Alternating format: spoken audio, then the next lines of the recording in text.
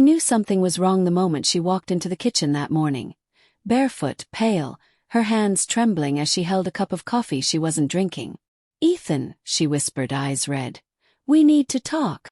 Those 4 words, soft, fragile and cold, rearranged the air around me. I'd heard them before, of course. From co-workers before bad news, from my mother before she told me my father was gone. But from my wife. From Lily, the woman who had once danced barefoot with me in the rain, who used to write love notes on sticky pads and hide them in my lunchbox. Well, I stared at her, trying to read the silence that hung between us. "Okay," I said finally, voice barely steady. "What's going on?" She set the cup down. Her lower lip trembled. I need to tell you something before you hear it some other way. Please, just let me say it before you react." My chest tightened. My mind raced. Illness, an accident, something about her family. Anything but. "I slept with someone," she said. The words hit like an axe-splitting bone. Everything inside me went still. Too still. I didn't even blink. I just stared at her, my heartbeat slow and heavy in my ears. "You what?" "It was one night," she rushed, tears flooding her eyes. "It was a mistake, Ethan. I was drunk, confused. I don't even know what I was thinking." I raised a hand, shaking. "Stop." But she didn't. "It meant nothing. Swear. I told you right away because I couldn't live with it. I had to tell you, I had to be honest." "Honest?"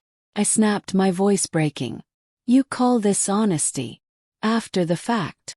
Lily started crying, covering her face with her hands.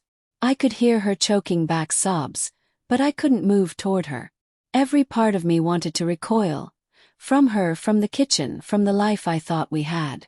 I walked to the window and stared out at the empty street. The morning sun painted everything gold, so painfully normal it made me sick. "When?"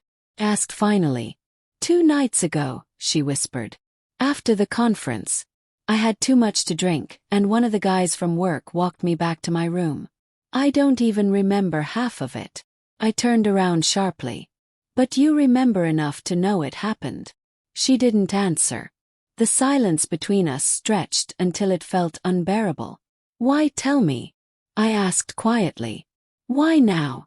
"Because I love you," she said through tears. "Because I couldn't lie to you. I thought, if I told you right away, maybe we could fix it."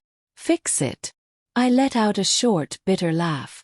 "Lily, you didn't break a plate. You broke us." Her sobs grew harder, shaking her whole body. I know I did. But I don't want to lose you, Ethan.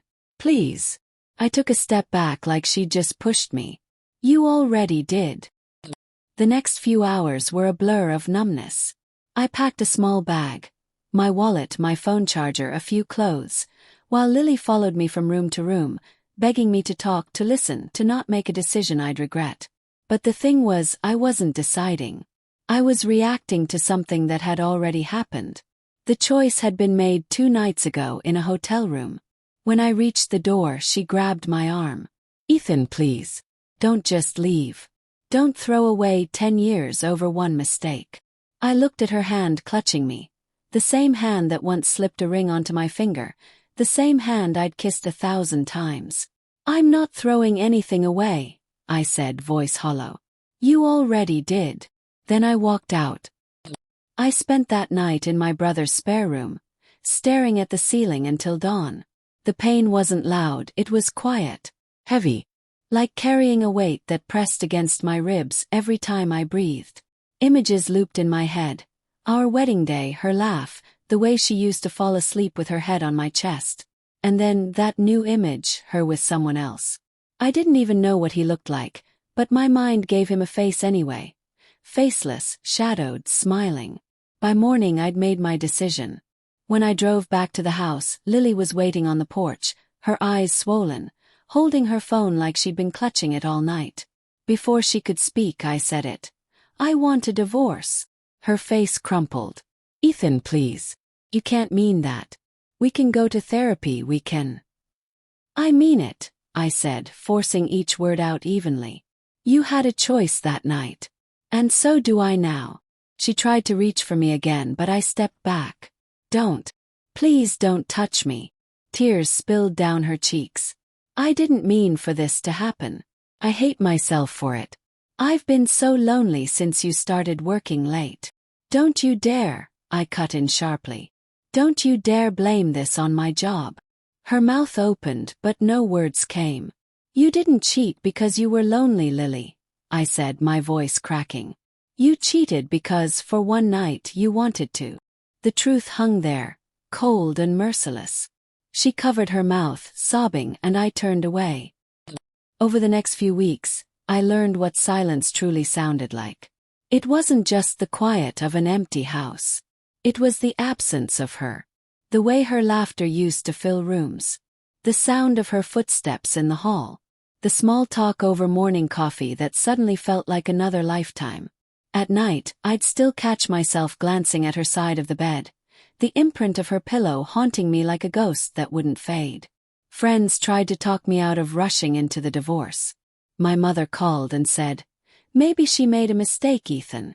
People make mistakes." But she didn't see the look in Lily's eyes that morning. The panic, the guilt, the shame. You can't unsee that. You can't unknow it. Forgiveness, I realized, isn't always about weakness. Sometimes it's just impossible. 2 months later, Lily asked to meet. We sat in a quiet cafe, the same one we used to visit every Sunday. She looked thinner, paler. Her hands twisted around her coffee cup like she was afraid it might disappear. "I signed the papers," she said softly. "But I needed to see you once more." He nodded. "Okay." She looked up at me, eyes glistening. "I think about that night every day. I can't sleep. Can't eat. I know I don't deserve your forgiveness, but I still need you to know. I loved you. I still do." I wanted to say something cruel, to cut through her guilt like she'd cut through my trust. But I couldn't. Instead I asked, "Why him?" She blinked, startled. "Why him, Lily? Out of all people." She swallowed hard. He listened. I felt invisible, Ethan. You were so busy, so distracted, and for one night I wanted to feel seen. Her words were like shards of glass, painful because they carried a hint of truth. I had been distant, absorbed in work, thinking love was something that could sit quietly on a shelf until I had more time. But betrayal doesn't justify itself with loneliness. I leaned back, exhaling. You could have told me you felt that way. You didn't have to destroy us to be seen. "I know," she whispered. "And I'll regret it for the rest of my life." After that, I didn't see her again. The divorce went through quietly. No fights, no drama. Just signatures, empty rooms, and the slow, suffocating realization that the person you built a life with is now just someone you used to know. Months passed. I started running again, joined a hiking group, tried to rebuild a version of myself that didn't orbit around her. But grief, I learned, doesn't move in a straight line. Circles back. Some days I'd wake up angry. Other days just empty. And then one morning while walking by the park, I saw a couple sitting on a bench, sharing a coffee. The woman laughed. That same carefree laugh Lily used to have before guilt hollowed it out. It didn't hurt this time. Not like before. It just reminded me that love isn't always enough. And honesty, even when well-intended, can come too late to save anything. A year later I got a letter. Her handwriting. My name on the front.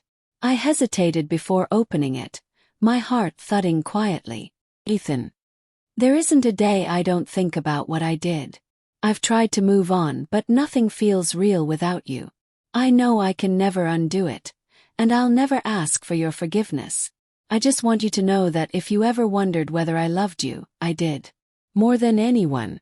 I just didn't love myself enough to protect what we had. Please be happy. You deserve someone who won't confuse loneliness for love. Lily." I folded the letter, sat back, and stared out the window. For the first time since that morning in our kitchen, I didn't feel anger or pain. Just a quiet, aching peace. Because maybe some stories don't end with reconciliation or revenge. Maybe they end with understanding that sometimes love fails, not because it wasn't real, but because one moment of weakness can unravel everything it took years to build. And as I looked out at the fading sunset, I finally whispered the words I hadn't been able to say the day she confessed. I loved you too, Lily. But I can't love the version of you that broke me. Then I placed the letter back in its envelope, tucked it away, and walked into the night, lighter, finally free.